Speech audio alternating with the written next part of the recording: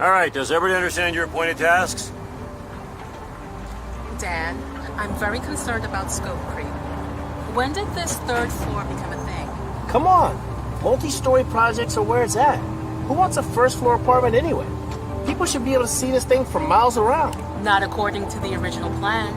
And will there be vehicle access around this side of the structure? Sarah, Yes, sir. we haven't heard from you yet. Do we have enough supplies for, 6 floors. Well, I don't want to get in between. Technically, yes. We have enough room for... 6 floors it is. But how does engineering feel about this? We haven't gotten the numbers back from them yet. Ian, I understand your enthusiasm, and I certainly do appreciate it, but, well, Christine and Sarah, they have their finger on the pulse of the project. The original plans call for a 2-story structure, and we're gonna stick with... 6 floors! Don't be that kid. Wow. Your personality was with you since the sandbox. It affects you and everyone around you in your current sandbox as well. Isn't it true that everyone communicates, but few connect?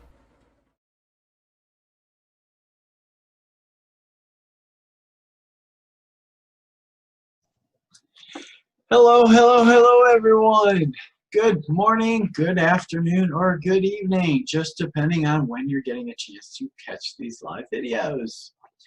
As always, I just want to say thank you so much for the comments, the personal messages, and just for all those people who've reached out and have continued to support me through all these messages that I'm doing to hopefully help and enlighten you and give you some thought through your day. You know, each time that I do this, my hope and my goal is to be able to help you in some way, shape, or form, to be able to make some type of contribution to you through your life and through whatever it is you're trying to achieve. So, today's quote is from A.C. Benson.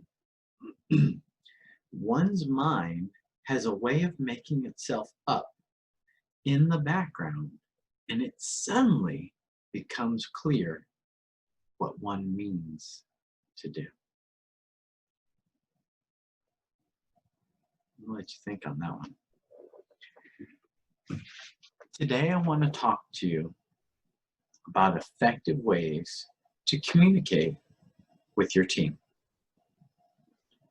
There are multiple ways that we try to help people throughout our day. But how do we communicate? How do we show up with our team to be clear and concise so people can understand what we're trying to accomplish and achieve?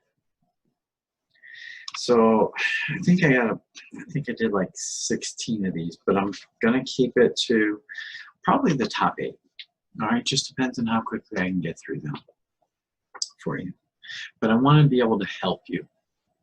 So number 1, have open meetings.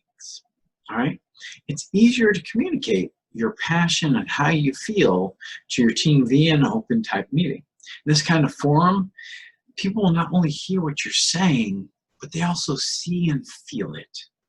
The approach still remains the same, but it's a better approach to communicate effectively with the team. Number 2, emails are one-on-one. In an official setting, communication via email remains potent. It will enable you to pass messages to members of your team without pulling them out of their workstations.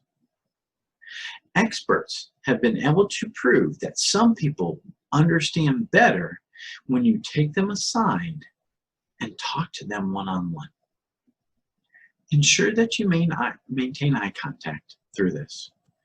This will enable the message to really sink in.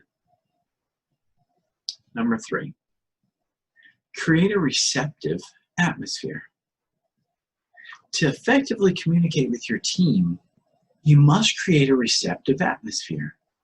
Avoid tense environments at all costs, because you can communicate in an overly intense manner. The message you're trying to share might not be well understood or retained. Number 4, display confidence and seriousness. Ensure that you display a confidence and seriousness to ensure that you will not be taken for granted. When your team members notice any uncertainty or lack of seriousness when you're communicating with them, they're likely to treat the information with disdain or disregard. Number 5, use simple words. The truth is that everybody cannot be on the same page and come in to the situation with the vocabulary that you may be using.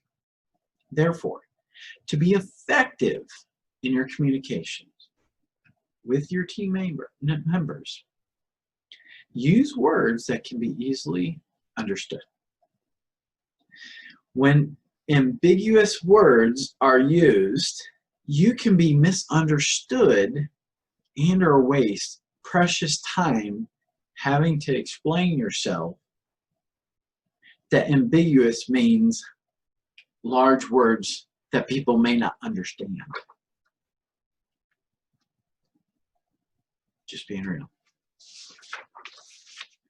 Number 6, use visuals. Place visuals at strategic positions around the workstations that team members can see. They should not just be able to hear your message, they should also see it. This gives room for better comprehension. This one's really, really important. Listen to your team members. Communication is intended to be a two-way street. Don't just talk because you are the leader without listening to anyone else. Encourage them to be open so you can be well guided when communicating in the future with them. You have 2 ears and 1 mouth, so you must listen more than you speak. Number 8, use and watch body language. Your body language will pass your message faster and better. Master the art of using body language when communicating with your team. Stand up or sit up straight. Use smiles, handshakes when possible, and eye contact. Now, like I said, I've got, I don't know, probably 16 of these, but I wanted to keep it to the top 8. Remember, ultimately, your goal is to have effective communication between you and your team.